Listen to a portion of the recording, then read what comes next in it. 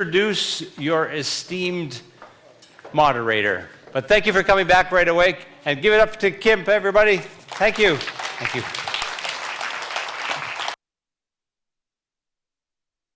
you. Is this working? Yes, it is.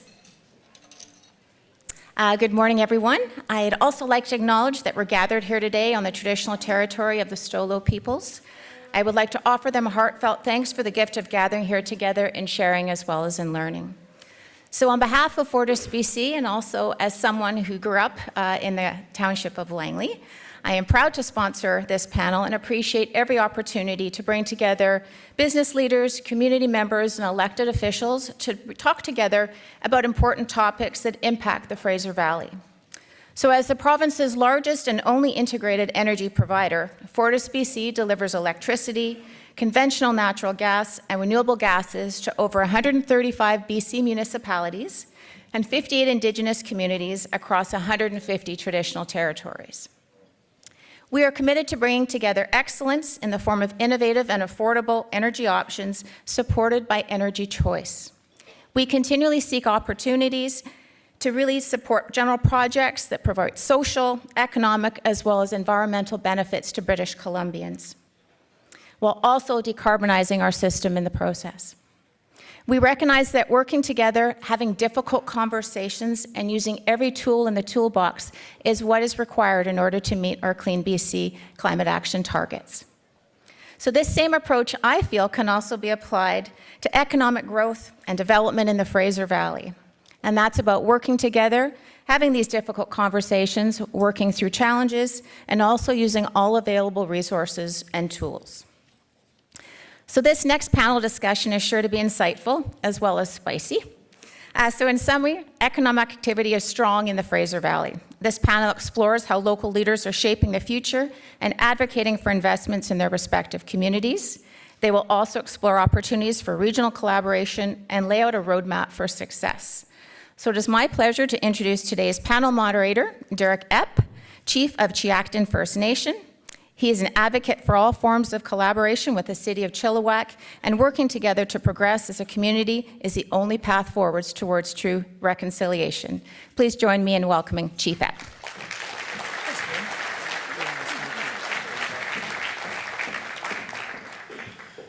Yeah, good morning, everybody. Swale, Wililik Telsqui, Talitsa Kwa Tzeachten. Good morning. My traditional name is Wililik. My given name is Derek Epp. I'm the chief of Tzeachten First Nation, which is part of the Chilliwack tribe in the Greater Stalo Nation. Really happy to be here. Just for the sake of time, I know we have a hard stop at noon, so I'm going to get right to it. I'm going to introduce our panelists here, and let's get to the action. Create it a little bit spicy, Kim said. You guys want some spice, so I'll see what I can do. We got the mayor of the Township of Langley, Eric Woodward. By all means, just come on up, guys. We'll get right to it. We got the mayor of the city of Abbotsford, Ross Siemens. We got the mayor of the city of Chilliwack, Ken Popove. Mayor of City of Mission, Paul Horn. And the chair of the Fraser Valley Regional District, Jason Lum. So give us a warm welcome. And I'm going to sit down.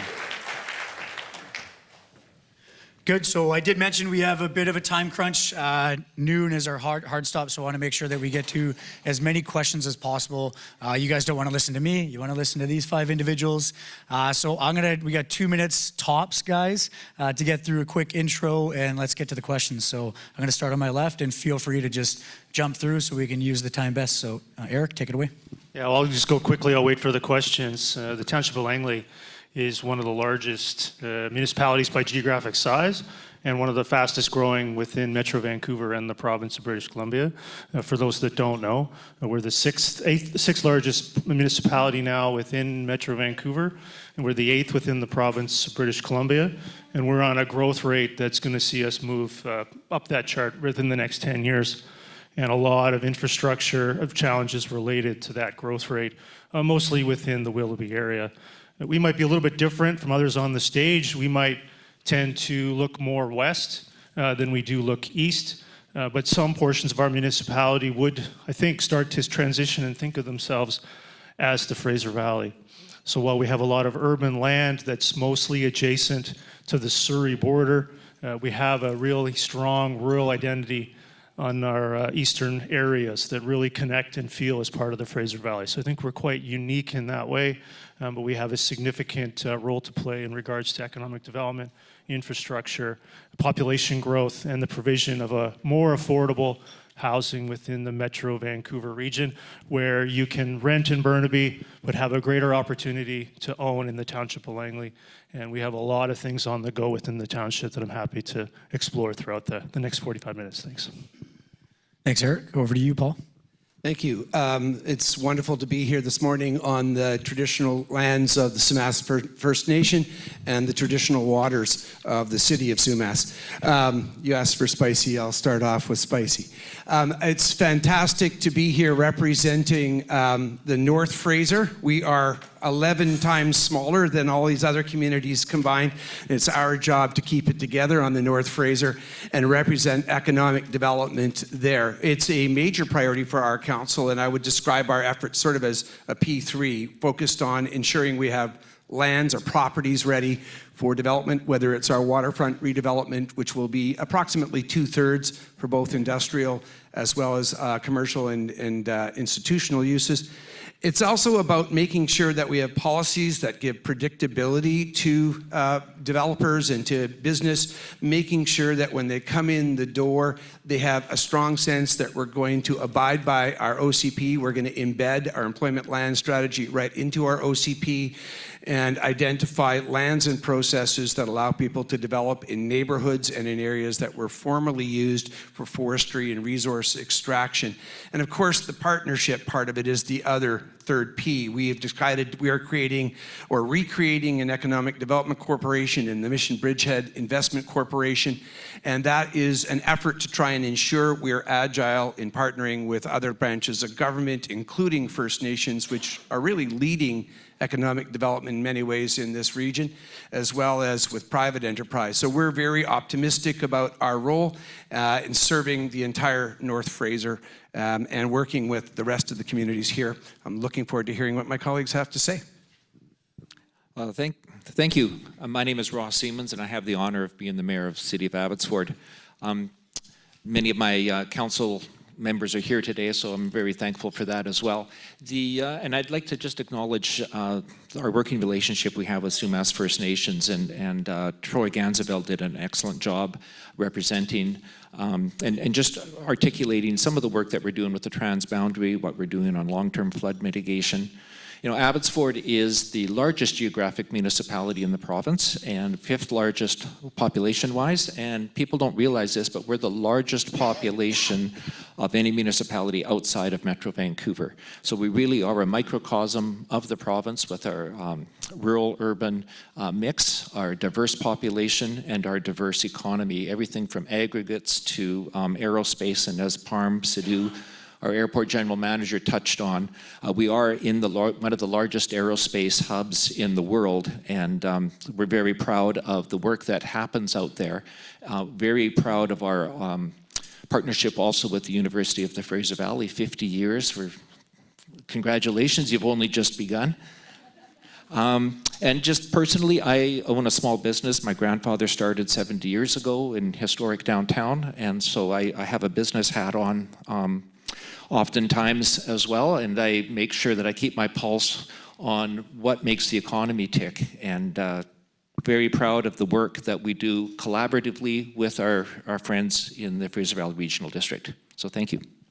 Thanks, Ross. Yeah, we're both from tire business. That goes back a long way. But thank you, everybody, for being here. Thanks for the opportunity to speak here. I want to thank the Chamber for putting this event on and Fortis for sponsoring this panel as we know it. Chilliwack being one of the fastest growing communities in Canada, and there's a good reason why. It's just a beautiful place to live, a beautiful place to do business. It's just a great place to hang your hat. And I'm proud to have my job. I'm proud to have a team. I see some of my councillors that are here. We strive to work together with our First Nations, and our planning department is second to none as far as turning over permits and such. So it's a good place to do business. Again, thank you for having me here. And I didn't bring my cayenne pepper though, but somebody must have some of that to make it spicy. Thank you. We kept the dad joke portion of the meeting going. It's Jason Lum. I'm the chair of the Fraser Valley Regional District. Thanks for allowing me the opportunity to be here today. Fraser Valley Regional District, of course, is one of the fastest growing regional districts across the province of British Columbia, just shy of 14,000 square kilometers, right up against the borders of the Township of Langley and all the way east gate of Manning Park and then up towards the Squamish-Lillooet Regional District. We're a massive piece of land here in the FERD, 31 different First Nation communities within there. And again, our goal here, or my goal here today, is to maybe bring a little bit of the smaller perspective. You see some of our major municipalities within the FERD and also Mayor Woodward. The door's always open, so if you wish to join us in the FERD, you're welcome to.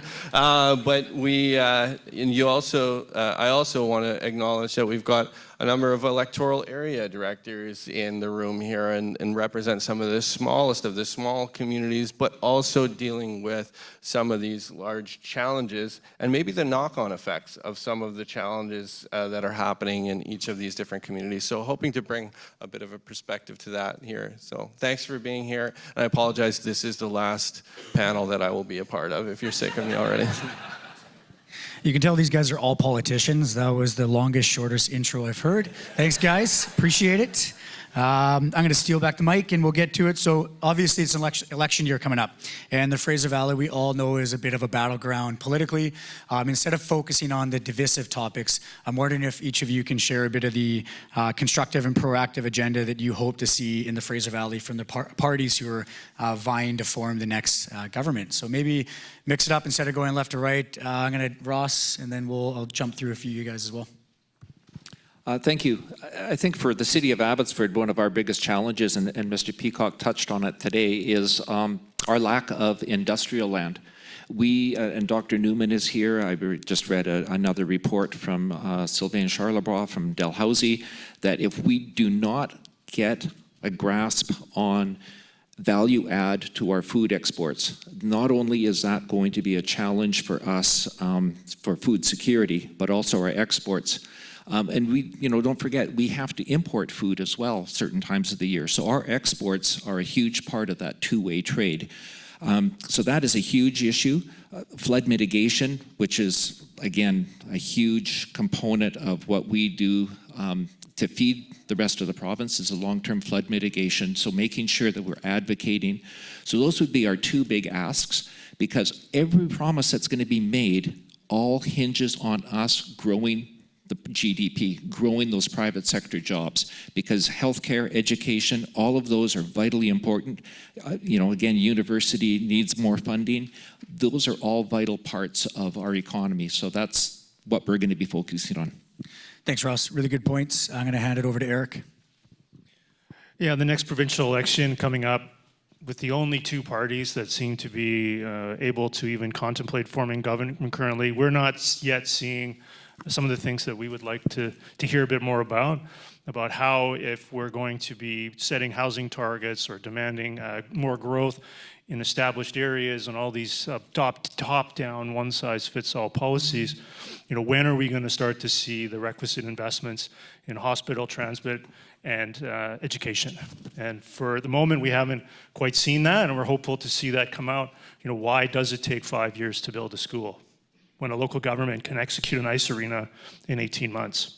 Why do we not continue to see the investment in Langley Memorial Hospital, nor sufficient investment in transit, again, while asking us to take record net migration into Metro Vancouver because of federal policies and constant demands to build more housing? So that's the partnership that I'm looking for, and I think that's the partnership that the community is looking for. Not these top-down mandates, but a real conversation and really working together to solve some of these problems, not for politicians, but for the people that live in the township. Thanks. Yeah, great, Eric. I think that's a really important point to touch on, and I'd segue probably to our mayor from Chilliwack, because I think we're feeling some of the same pressures. Yeah, before we sat at this panel, we had a conversation out in the foyer there, and just kind of touching on what Ross said, and if we all remember back in 2021 when the floods came through, and Chilliwack was basically an island for 3 or 4 days, and we were running out of food. And if that important piece of history, it doesn't show that we need some work with the ALC. I've said it once, I've said it 100 times. I think we need a ALC 2.0. The first 50 years has been good, but moving forward, I think we have to have a long, good look at the process of that organization. There's farmland, and it's judged by soil content, which I don't really agree with that aspect of it. It should be, what can you grow? You can't put food processing on ALR land, but you can grow cedars. You can't eat cedars. It just has to be looked at in a different lens, in my opinion. So that, along with infrastructure issues, for me, the food processing is very important for our food security. Thank you. Yeah, thanks, Ken. And I'll go to Paul and then finish with Jay. Yeah, I think the first thing I'll say is ditto to all the three mayors that spoke before me. I mean, it's incredibly important that when we think about the workforce needs we're going to have in the valley, people are going to need places for their kids to go to school. They're going to need hospitals, and there's going to need to be a way for people and goods to move. And I'll emphasize that last point. I think in addition to simply adding to the servicing we have, we need to really countenance the idea that here in Abbotsford and in Mission, we boundary TransLink, and we have to think about the literal bridge to that. We have 2 bridges, and there are 10 crossings in TransLink territory. We haven't thought about that. We haven't thought about a regional approach to goods movement. We're working on that, and we would love to have the province take that same view. And then the other thing I would emphasize is right where we're sitting today. Where are the workers going to come from? Where are the minds and the leaders going to come from if we aren't investing in a UFE and in a post-secondary educational infrastructure that meets that need? So we talk all the time about having more schools built, but that's not K-12. We need to be thinking about post-secondary and the trades as well. Thanks, Paul. And finish off with you, Jay. Yeah, I think all of the above, right? And then looking at it from a smaller community or electoral area lens, when growth happens, and rapid growth happens in any of these larger communities, there are those knock-on effects. You saw or you heard earlier about the out-migration from Metro Vancouver. Really, during those COVID years, people wanted greener pastures. They literally came to the Fraser Valley looking for them. They went into the places where they had more, fresh air to breathe and larger spaces to stretch out in.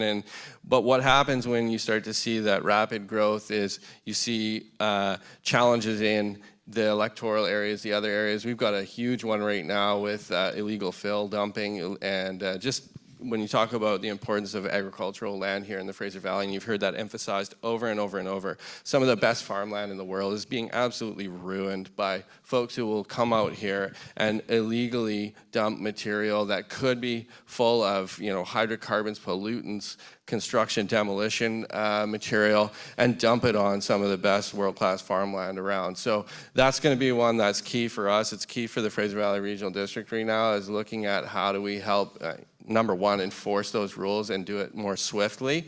But when you're talking about just the simple things like infrastructure in the context of a big city is one thing. When you look at some of the smaller communities, just the impact of legalizing secondary suites on some of these, you're not sure if you can have septic systems that can support some of that development that's now going to be allowed just by that, again, that a little bit of that top-down approach. And so looking at the sewer, the water, the basic infrastructure in some of these in some of these smaller areas is going to be critical for the Fraser Valley.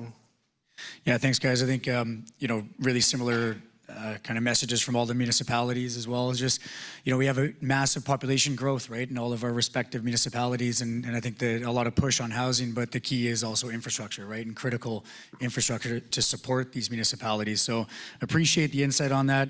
Going to shift gears a bit to more the private sector and investments. So looking at that, why should the private sector in the Fraser Valley invest with your communities specifically, and what is your message to the business community and many of the leaders here today on how to invest in your communities? And maybe I'll start with Paul first. Well, I think one of the reasons why, and now I'm thinking regionally in the first part of my answer, anybody should think about investing in the Fraser Valley is what's going on in this room today. The fact that government and business are working in a networked way really speaks to the ability of business to scale in the region. And we're going to see that more and more and more. And the advocacy around, on the answer to the last question, the infrastructure is very much aligned with what business needs. In our community specifically, it comes down to land supply. And I think we've heard in the introduction that there's lots of land in the Fraser Valley, but it's not true. It's mostly ALR land.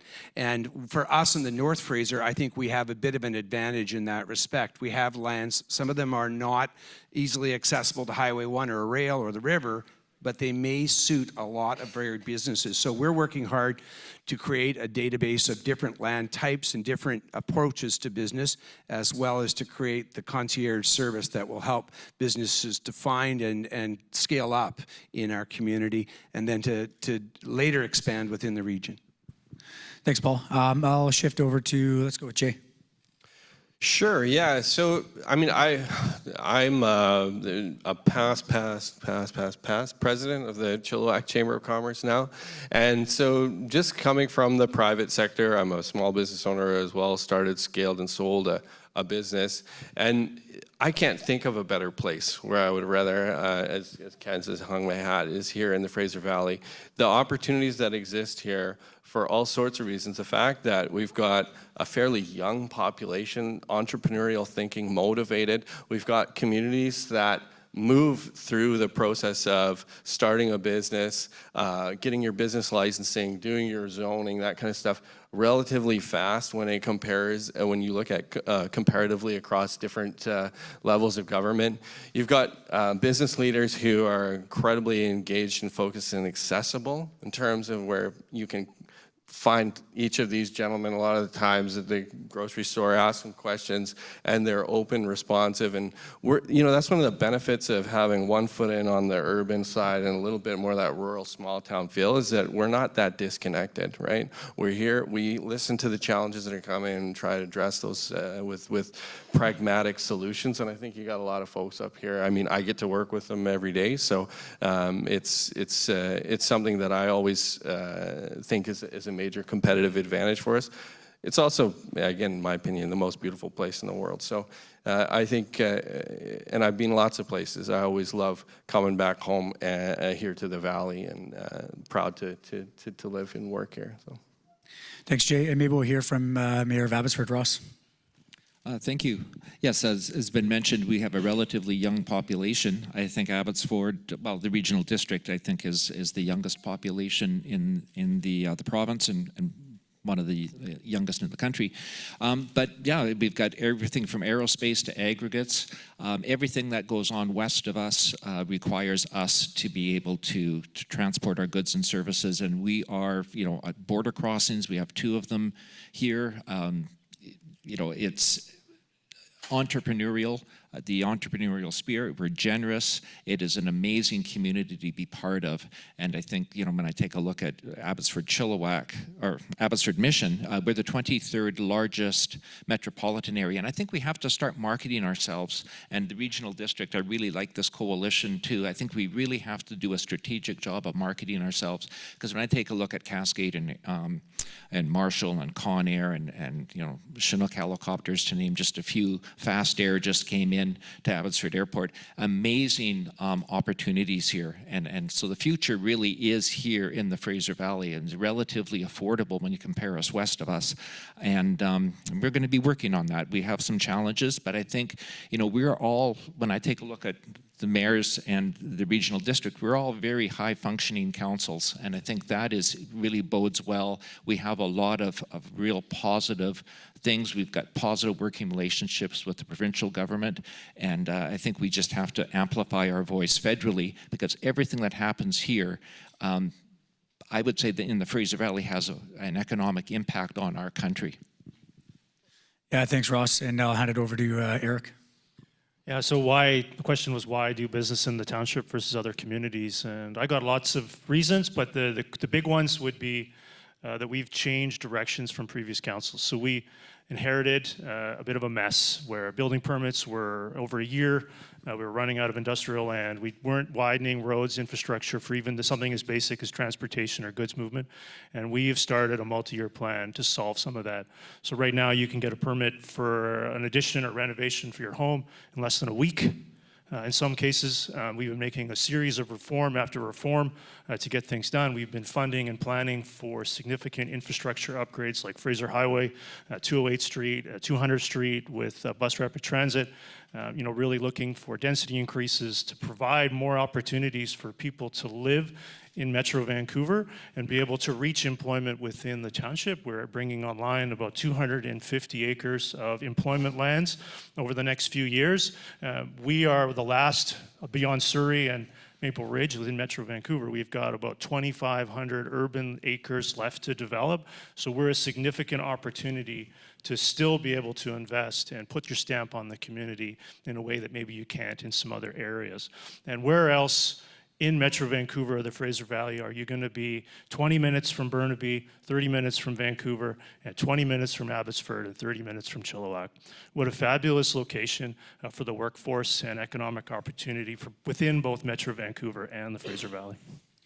Thanks, Eric. 30 minutes to Vancouver. I bet you must be driving at like 2 in the morning, something like that? Well, I get to Burnaby in about 20 minutes, and you'll be in Chilliwack in 30 minutes once the Premier finishes widening Highway 1 over there. And I see hopefully he'll address that in his speech here in a minute. So you just walked in too, so good timing. And I'll finish with Mayor of Chilliwack, Ken. Sure, on the transportation end, I don't think we're going to see the Chilliwack in our lifetime, but we can certainly still push for it. But on the issue of industrial land, yeah, we are in a lacking situation. There's no doubt about that.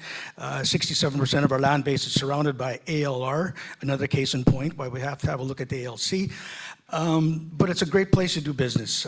You've probably heard of a couple smaller companies, Molson's and Red Bull. Have you heard of those? Yeah, well, they're Molson's is here, and Red Bull has started to build, and that's going to create about 90 to 100 jobs, and it's these type of investments that these big corporations are looking at the Fraser Valley because we do have the space. Luckily, this area that they're building on is or it has been zoned for food production, and this falls under that class. Secondly, our staff in our planning department is second to none. They get stuff done, they move it. They know what we as a council want is to get it to the finish line as quick as we can. Another fine example is our downtown revitalization, which is called District 1881. It's been 5 years and it's almost done. That's because we as a council took an aggressive approach to purchase the properties, make them shovel ready, and get this project done. It has breathed new life into our downtown, and I encourage you all to come down and check it out, have a beer. I'll actually buy you lunch if you want. There you go. Shameless plug. No, it's beautiful. I live and breathe in that area too. Love it. So great work. And I know you all touched on your individual communities and a bit of the collaboration piece, but I think a lot of why we're here today is about the Fraser Valley Business Coalition, and who have opted to take more of that regional approach. So I'm curious if each of you could touch on that, and how will a commitment to a regional collaboration benefit each of your respective communities as well. And Eric, how about we start with you? Yeah, probably a harder question for us than maybe some of the others. Regional collaboration for the Township of Langley is Metro Vancouver. That's the provision of water sewer for us. That's the provision of where our transit investments are going to come from. And so for us, that's looking west on how are we going to be a key part of integrating with the region with compact transit-oriented development on the city of Surrey border, where almost all of our urban land is. A lot of comments here about the agricultural land reserve in the ALC. For us, that is something that I think where regional collaboration could really tie in. We hear a lot of issues around that, and I know I've talked to both Mayor Siemens and Popove about that personally. What does that look like? And happy to participate in some of those efforts, with the proviso that we identify the agricultural land reserve as a key part of our identity within the Township of Langley, and don't look to it for industrial development. We look to our urban land supply for that. And so open to ideas on how to collaborate, to let farmers farm and help farmers farm. And that's what we would want to start with as a founding principle. And I think that's for us what regional collaboration would look like. Yeah, thanks, Eric. Appreciate that. Let's go to Ross. Thank you. So the regional collaboration is very important to us because, again, a lack of industrial land is a regional challenge. Our lack of truck parking, because transportation is a huge part of moving our goods and services, and we're not growing the railway. I mean, the railway is not doubling. So we know that intuitively that we have to increase our transportation. If the Port of Vancouver is going to continue to grow and expand, then Delta Port, we need to make sure that we're working regionally on some of these challenges. When I take a look at, the city of Abbotsford has done a very extensive land use, and we've gone to the Land Commission twice, and Dr. Newman has talked on this, and as I said, Sylvain Charlebras from Dalhousie. This is not about taking agriculture land out of production. This is about making sure that we can actually value add and process food. The challenge that we had, Vitalis is the largest butter plant. They're building the largest butter plant in the Americas in Abbotsford as we speak. We had a huge uphill challenge with the agricultural land reserve to even get that through. And you can't talk more agriculture than dairy production.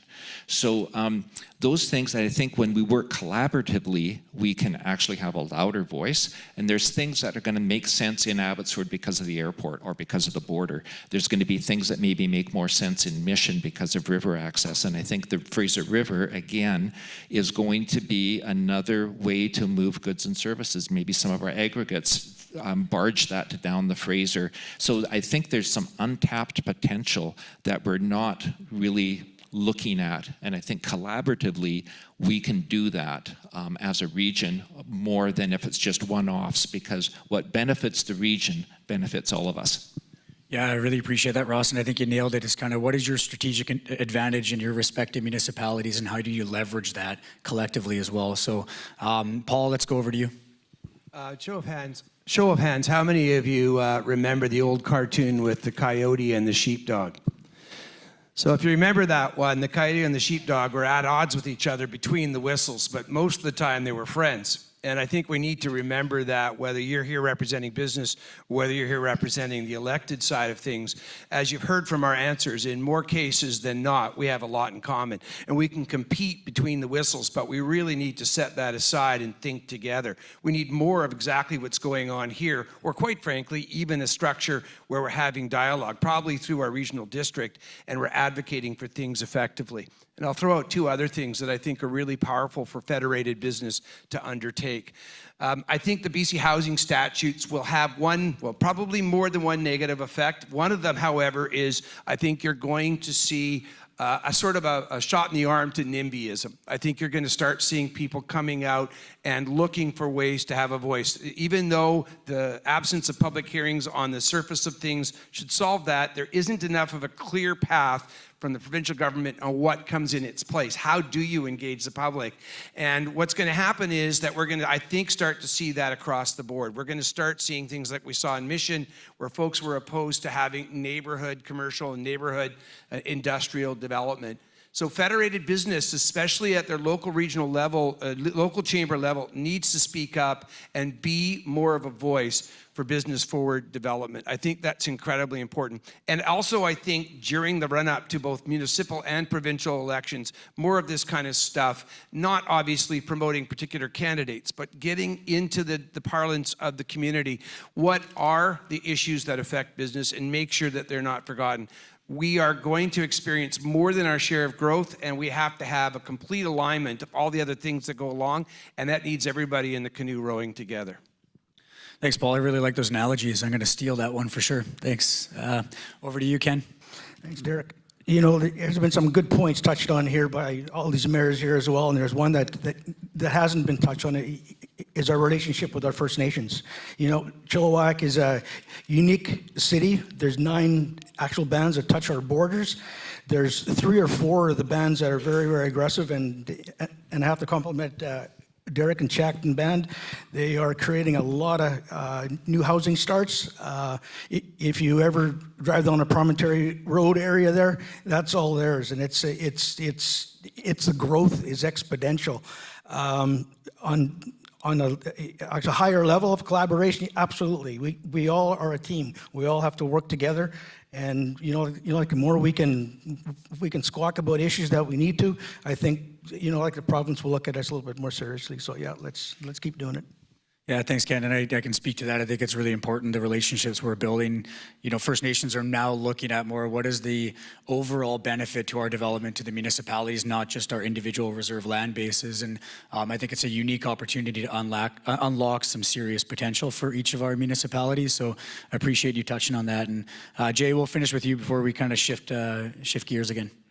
Sure, and the regional district, I get to see all of the, these three mayors at the table, plus we have another 19 other board members at the table representing all the municipalities, but the electoral areas across the Fraser Valley. And so when you come to that table, you put your regional hat squarely on. And so the conversation is often focused on not either or, but how can we work together, right? And so if something is positive is happening in Abbotsford and Mission, let's say the transit investments that were just announced from BC Transit. So we're obviously outside of the transit borders here, with the exception of Mayor Woodward. But so when we get significant transit hours in the central Fraser Valley through Abbotsford and Mission, we know that that's benefiting the region as a whole. When Chilliwack doesn't get that same investment, we know we can count on our partners in Chilliwack or in Mission and Abbotsford and the rest of the region to help advocate so we can be there, so we can work together to squarely focus the provincial government on some of these key investment opportunities here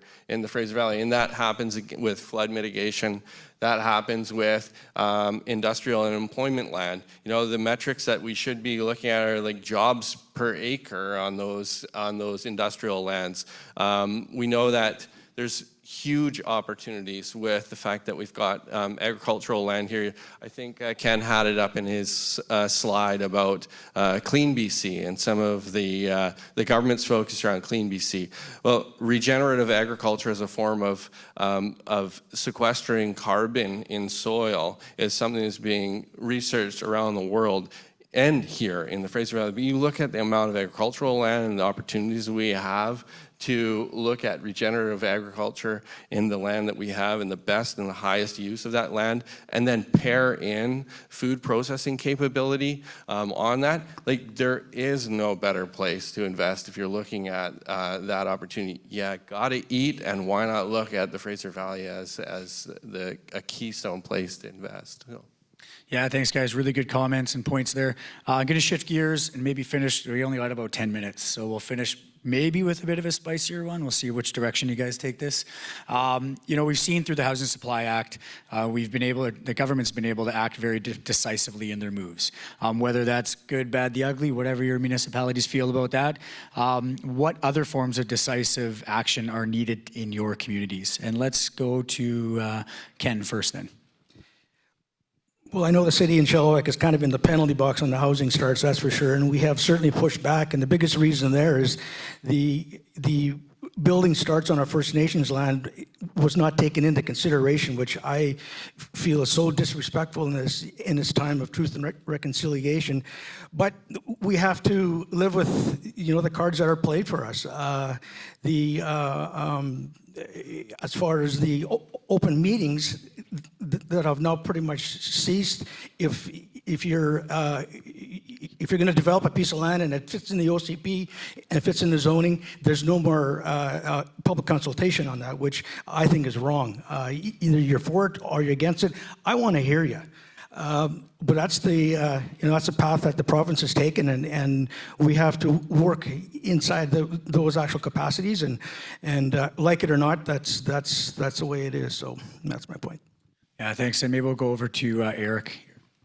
Yeah, the question related to what more bold action you're looking for, you're suggesting. So in addition, because I've been pretty clear in my opinion of the 3 housing statutes and the problems they're going to cause for us, but stuff that could be done that I think would yield better results would be talking more about how to get building permits being issued, not approvals.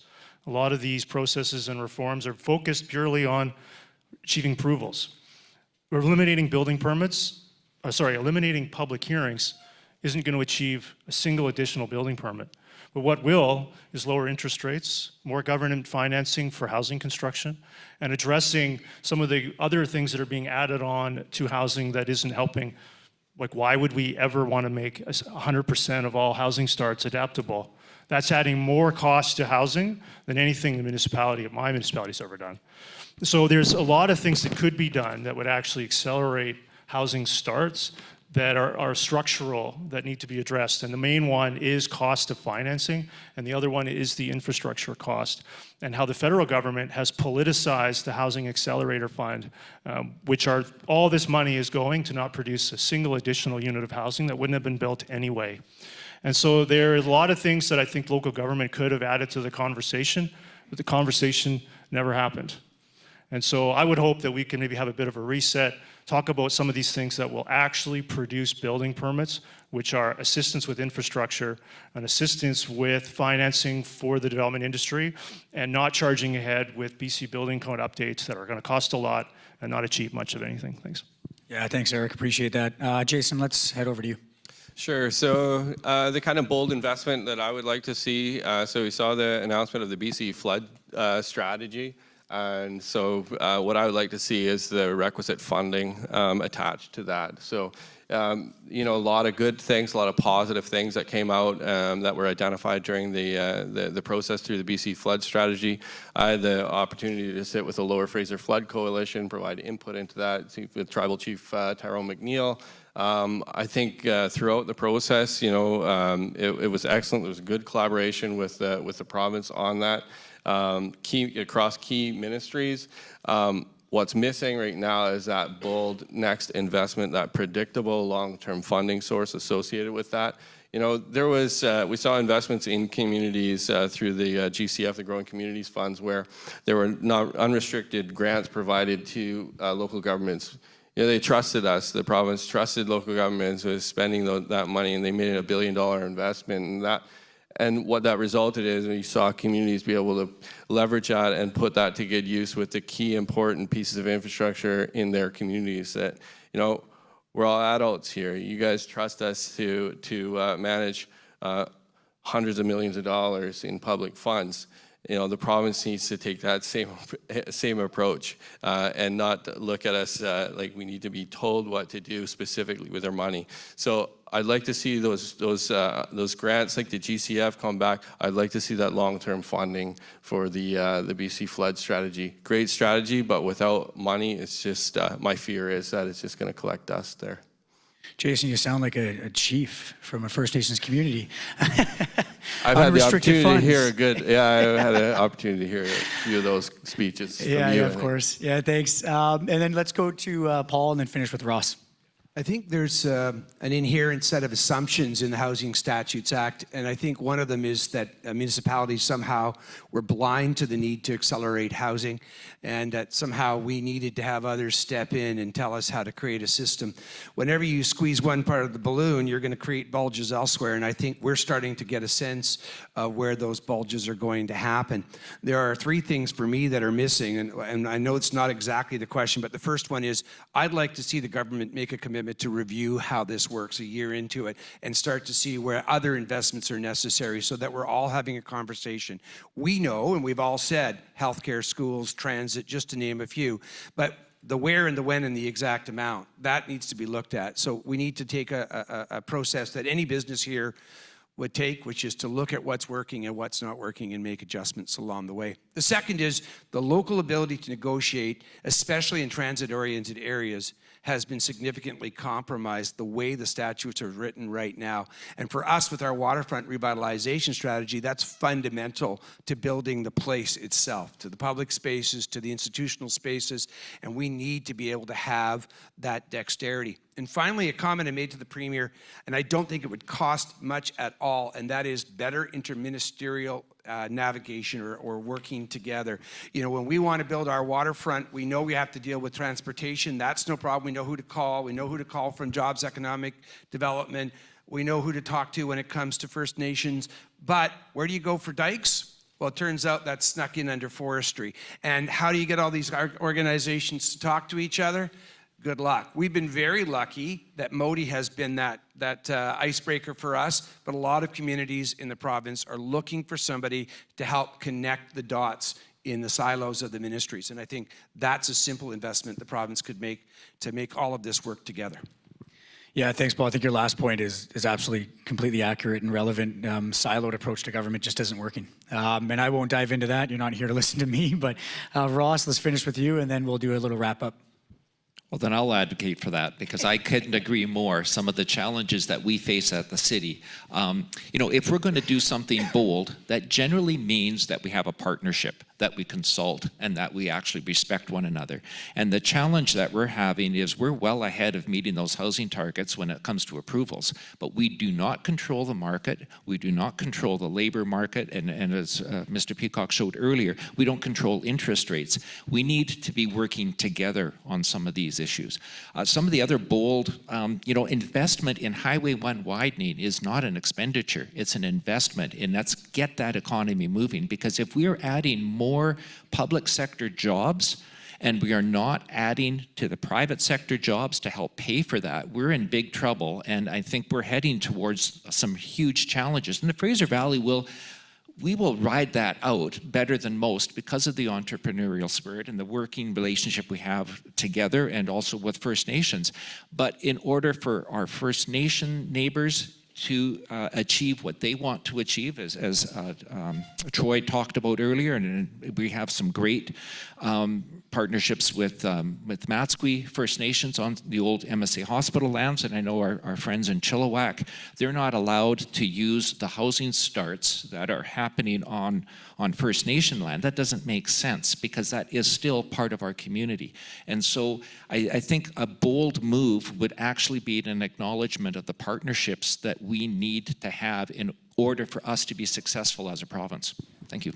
Yeah, thanks, Ross. I think that's a really important point. And even just for context as well, just in the city of Chilliwack, and don't quote me on it, but I think in the last 5 years, First Nations have contributed about 40% of the housing demand in Chilliwack alone and not being accounted for. So that is a real issue, and I think something that needs to be addressed, and especially in the light of reconciliation.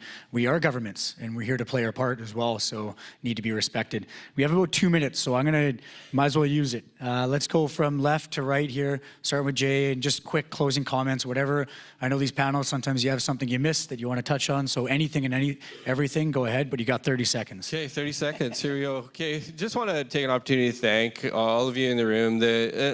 Having a unified voice in the Fraser Valley kind of business coalition is incredibly important. It's that many voices, single message kind of approach to things that people stand up and pay attention. You've got the mayors on the panel here. You've got the province, the premier coming in the room. So don't waste that opportunity. And what I would say then to the province would be, I don't know, I'm going to bobble the Gretzky quote, right? Don't go where the puck is, go where it's going. The puck's going to the Fraser Valley, right? The path to, yeah, that's right. The path to, you can tell I'm just still stuck on the hockey thing from last night. But, the path to victory and the path to prosperity in this province, I firmly, firmly believe, is through the Fraser Valley. So, thanks. Good point, Jane. I'll be brief. I think all of us mayors think our community is the best community in BC, but we can all agree on it's the region that we actually live in. That's what's the best. So thank you all for coming, and thank you for having me here as well. Thank you. I think we have so much to be proud of. We have so much that we can accomplish together, and I think the private sector is going to lead the way. And what we try and do out at the airport is let's set the table, and Parm said it well. What is our business model? To set the table and then get out of the way and unleash the full potential that we have as a region through our university, through our businesses. We have a lot to be proud of, and I think we just need to amplify our voice as a region. I want to emphasize something that Ross said in his last remarks, and that is that 1.8% of GDP that Ken talked about earlier this morning is not expenditure if it's properly structured. It's investment. And what I'm waiting for is still a clear pathway to how social programs are going to be funded through investment that will lead to economic growth as well. And I think we all have a right to ask that question, a responsibility to ask that question. I don't mind the investment. I don't mind the deficit if it's truly and structured as an investment. We need to keep doing this as a group and be unified in advocating for clarity on our economic future. Yeah, and I'll end with the Township of Langley will continue to be the best place in Metro Vancouver to raise a family and go to school and have a great job and invest. The one thing that we've changed in this council from last is we went through almost a generation of a lack of significant infrastructure investment. So we've got a lot to catch up on. We need your help with that. We need your input. We need your suggestions on how to reform and make things better, to get building permits, which we have from 14 months down to a week, to get all of our non-ALR land into quality production for the benefit of the community, from housing to employment. There's a huge opportunity within the Township of Langley to connect not only to the Fraser Valley, but to Metro Vancouver as well. My door is always open. Thanks. Right on. Thanks, gents. Really appreciate it. Good panel discussion, and I'm only 1 minute over, so not bad. So thank you, everybody. Hope you enjoyed, and appreciate you allowing me to moderate tonight or today's session.